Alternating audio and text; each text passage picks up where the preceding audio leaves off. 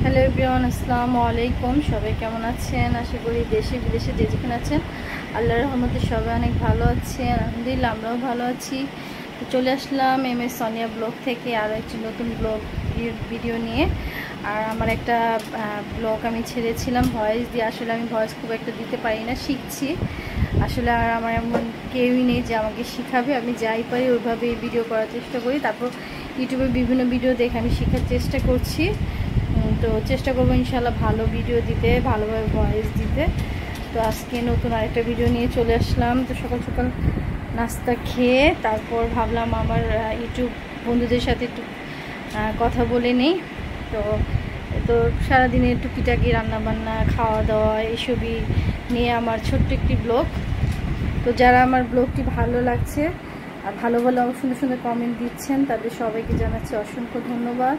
আর যারা আমার চ্যানেলটি এখনও সাবস্ক্রাইব করেননি প্লিজ আমার চ্যানেলটি সাবস্ক্রাইব করবেন, পাশে থাকবেন, যাতে করে আমাদের সবার স্বপ্ন পূরণ হয়। কারণ আমরা সবাই ইউটিউবে এসেছি ভালো কিছু করার জন্য, স্বপ্ন পূরণের জন্য। আর আমার চ্যানেলটা যারা সাবস্ক্রাইব করবেন দেরিতে হলেও অবশ্যই আমিও তাদের চ্যানেলটা সাবস্ক্রাইব করব, পাশে থাকবো। আসলে আমরা তো সবাই গৃহিণী, আসলে চাইলে তার আমরা বাইরে জব করতে পারি না, কিছু করতে পারি না, কিন্তু সবার কিন্তু ইচ্ছা থাকে লাইফে কিছু করার। তো আমার ইচ্ছা যে আমি কিছু একটা করব ইউটিউবে। তো এই জন্য আমার ইউটিউব চ্যানেলটা খোলা, যদিও মাঝখানে অনেক দিন আমি ভিডিও ছাড়া হয়নি বিভিন্ন ফ্যামিলিগত কারণে, শারীরিক অসুস্থতার কারণে। তো আমি ইনশাআল্লাহ কন্টিনিউ করার চেষ্টা করছি। তো সবাই পাশে থাকবেন আর আমার পুরো ভিডিওটা দেখবেন। আর আমিও যারা আমার পুরো ভিডিও দেখবে অবশ্যই আমি তাদের পুরো ভিডিও দেখব। তো সবাই পাশে থাকবেন। সকাল সকাল নাস্তা বানাচ্ছি, ওর বাবাকে নাস্তা খাইয়ে বিদায় দিয়ে দিলাম। দিয়ে নিচ্ছি, চা বানালাম, আর এই যে রুটিও বানিয়েছি, সাথে পরোটাও বানিয়েছি। তো ওর বাবা পরোটা খেতে খুব পছন্দ করে, আর আমার ছেলেও পরোটা পছন্দ করে। ওদের জন্য পরোটা বানাই আর আমি আমার জন্য রুটি বানাই। কারণ হচ্ছে আমার গ্যাসের খুবই সমস্যা, ডাক্তার আমাকে পরোটা খেতে মানা করেছে। তারপর খেতে ইচ্ছা করে মাঝে মাঝে, একটু একটু খাই। যাই হোক, নাস্তা বানালাম, বাবা খেয়ে চলে গিয়েছে। এখন ছেলের আমি নাস্তা খাবো। আজকে স্কুলে যায়নি ছেলেকে নিয়ে, কারণ হচ্ছে ছেলের শরীরটা একটু অসুস্থ, মানে একটু জ্বর ভাব, এই জন্য গেলাম না। এখন নাস্তা খেয়ে তো মেহরাবের বাবা আজকে আম আর লিচু নিয়ে আসছে অনেক বেশি করে, যাতে আমার মার বাড়িতে তারপর শাশুড়িকে দেওয়ার জন্য।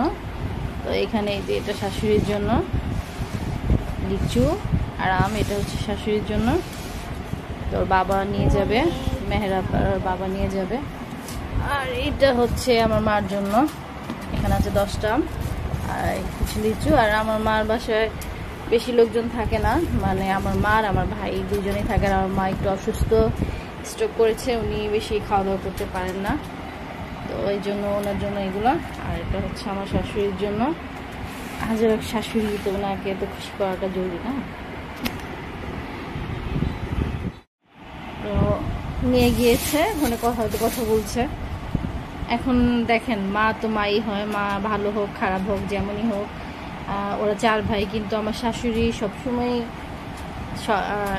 ওদেরকে এক চোখে দেখে আর আমাদেরকে আরেক চোখে দেখে। যাক, ওই বিষয়ে আমি কোনো কথা বলতে চাই না। তো আমি ওকে বলছি যে মা মাই হয়, মা যেমনই হোক না কেন তুমি তোমার মার জন্য নিয়ে যাও, দিয়ে আসো, আমাদের ওনার কোনো কিছু দরকার নাই, ঠিক আছে? আল্লাহ যেন আমাদের তৌফিক দান করে আমরা সবাইকে দিতে পারি, খাওয়াতে পারি। তো এখন মার বাসায় যাবো। তো এইগুলা আমাদের জন্য রাখা হয়েছে, আমি কিন্তু কাঁচা এখনো আম পাকিনি, এই জন্য পেপার দিয়ে এভাবে ঢেকে রেখেছি। আর দেখেন আমার বিড়ালটা কি তো মাঝে মাঝে খুব চিল্লাচিল্লি করার, সমস্যা কি তোমার? আর লিচু ফ্রিজে রেখে দিয়েছি আমাদেরগুলা।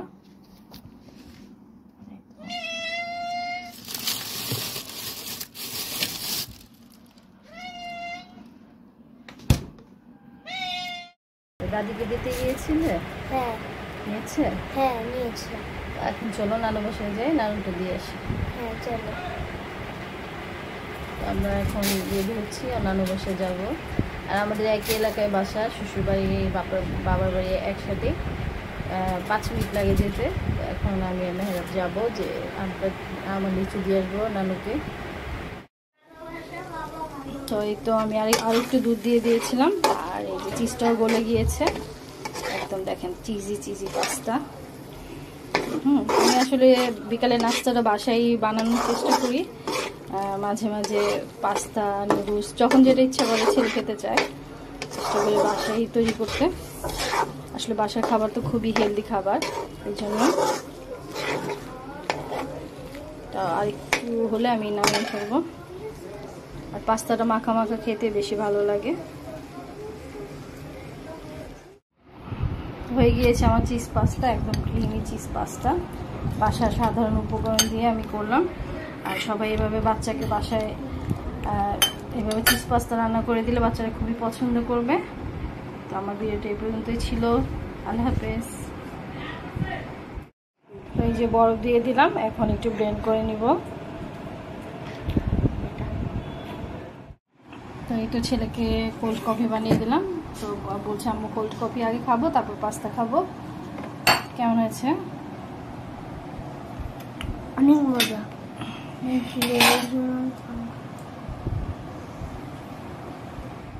তো এই তো ছেলেকে কোল্ড কফি বানিয়ে দিলাম, বলছে আম্মু আগে কোল্ড কফি খাবো।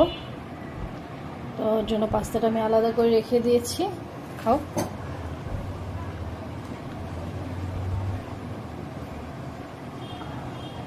কেমন হয়েছে? অনেক মজা। Thank you.